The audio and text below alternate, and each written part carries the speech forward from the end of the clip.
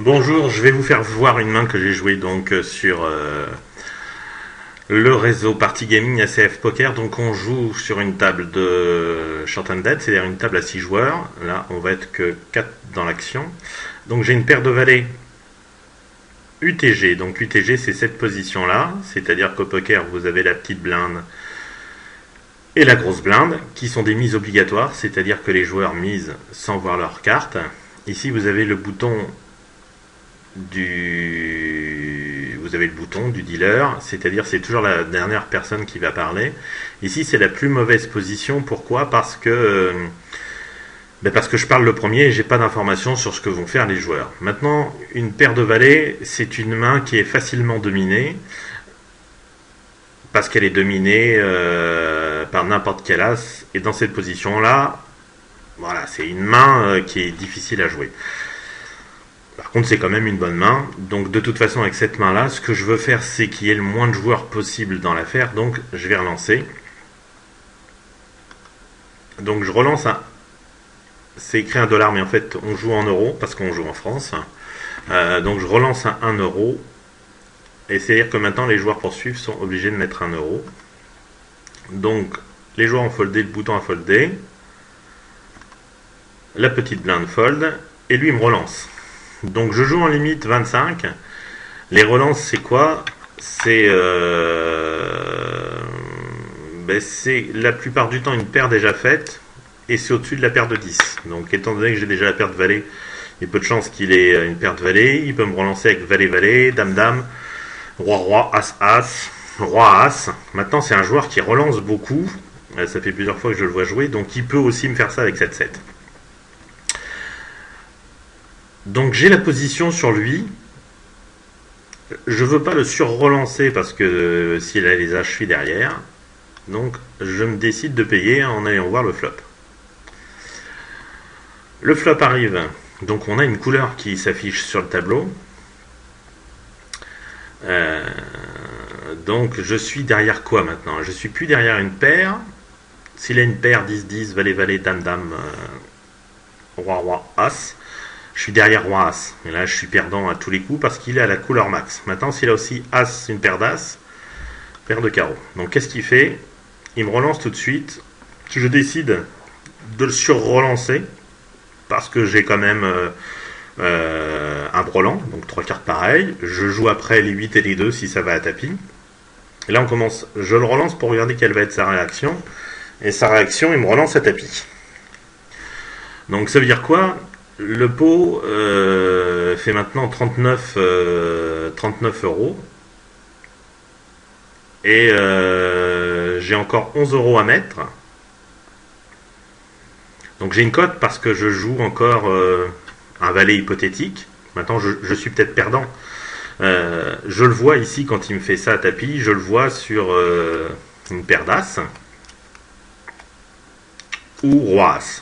Voilà, j'enlève toutes les autres mains. Donc je paye. 21,50, 21,50. Arrive un roi carreau qui me fait pas plaisir parce que là je me dis ben voilà, je suis perdu parce que là je ne bats plus. S'il a une paire d'as avec l'as de carreau, je bats plus que ça. Roi as de carreau, c'est plus une possibilité. Maintenant il peut avoir l'as de carreau et il a gagné. S'il a une paire de rois, il a gagné, mais dans ce cas-là, pour moi, il l'a mal joué. Et l'autre carte arrive, c'est un valet, et je fais un carré. Donc un carré, c'est assez rare. Et lui, il avait couleur max à l'axe de carreau. Donc voilà, ça arrive de faire des carrés. Et puis là, j'étais content de moi, quoi. Il faut un peu de chance aussi au poker. Donc on est toujours sur une partie de cash game en 25. Je suis ici Rouen-sur-Seine avec un roi et un valet. Et je suis dans les blindes, c'est-à-dire que j'ai une mise obligatoire de 25. On est sur une table où les joueurs jouent toutes les mains. Donc ça colle, ça fold, ça colle, ça colle. Donc ici j'ai roi-valet qui n'est pas une main terrible, je suis au bouton. Je décide de relancer. Non, je check tellement, mais voilà, je me rappelais plus de ce coup-là, tellement ça joue dans tous les coups. Et je me dis que si je rencontre le flop, voilà. Bon, j'ai un flop. Il y a une relance ici. Donc je suis battu par quoi? Je suis battu par 10 dames. Voilà. Mais j'ai quand même deux paires. Donc ça n'a pas relancé au début. Donc je décide de sur-relancer ce joueur-là avec mon roi-valet.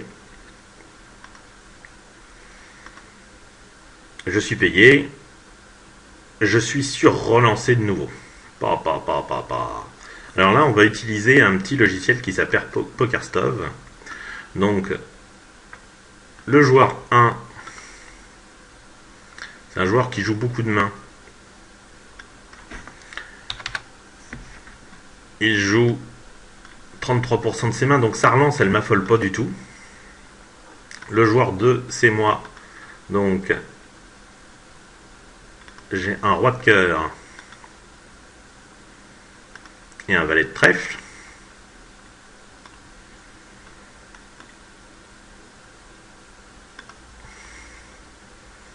Et le joueur 3 joue aussi un peu plus de 30% de ses mains. Donc ça, c'est le tracker qui me l'a dit.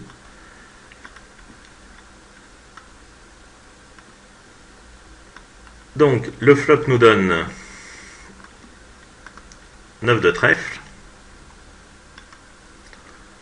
roi de trèfle,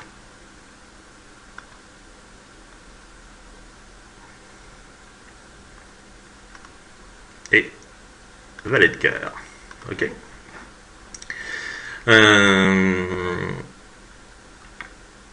On regarde les probabilités des mains.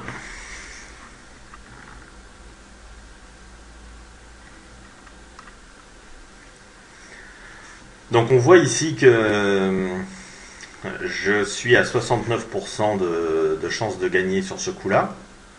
Et les autres ont respectivement 16% de chances de gagner. Donc ce joueur-là relance, ça m'affole pas plus. Il peut aussi avoir roi-valet. Il peut chercher une couleur. Je vois pour l'instant personne sur 10 dames. De la façon dont s'est déroulé le coup. Donc, étant donné ce que me dit PokerStove, la décision, elle est assez simple. Je me dis, mais pourquoi ce joueur-là a payé aussi? Je pense qu'il y a quelqu'un qui cherche la couleur. Alors, je peux derrière être un brelan de roi, un brelan de 9, plus probable. Une couleur qu'ils vont chercher parce que c'est deux joueurs qui jouent beaucoup de mains. Donc, mais les stats, je dirais, me donnent un petit peu raison. Donc je décide d'envoyer boîte pour enlever ce joueur-là si jamais il va chercher la couleur.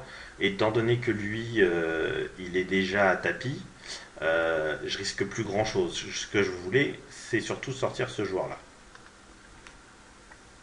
Et là, il me paye. Donc le pot devient énorme. Et là,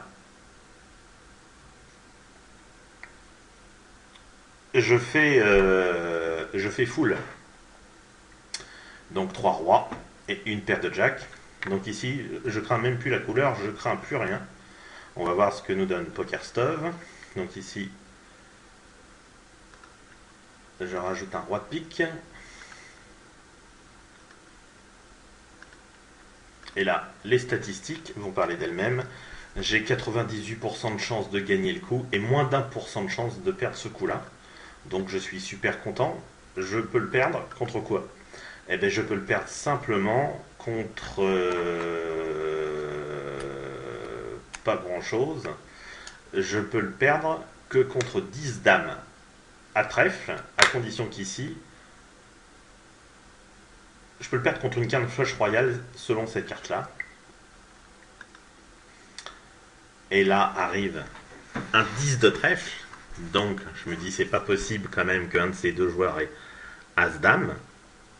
Et Valet-Dame de trèfle. Donc, je perds ce coup contre une quinte flush pas royale. Il n'avait pas Dame-As, le coquin, parce que ça n'aurait pas marché. Il fallait qu'il ait à tout prix Valet-Dame. Et donc, il gagne un pot énorme. Voilà comment on peut aussi perdre un pot énorme. C'est pour ça qu'au poker, plus vous jouez de main, plus vous avez de chances de gagner. Si vous jouez sérieusement, parce que ce coup-là, je vais le gagner 99% des cas. Ils vont le gagner dans peu. Et lui, il avait 9 valets. Donc il avait une double paire aussi. et il a protégé son petit tapis. Ce qui me fait plaisir ici, c'est que j'ai joué bien ce coup parce que je suis gagnant dans tous les coups. J'ai juste un petit pourcentage de chance ici. Et voilà. Donc voilà mes premières vidéos que je viens de poster sur mon blog. J'espère qu'elles vous ont été utiles.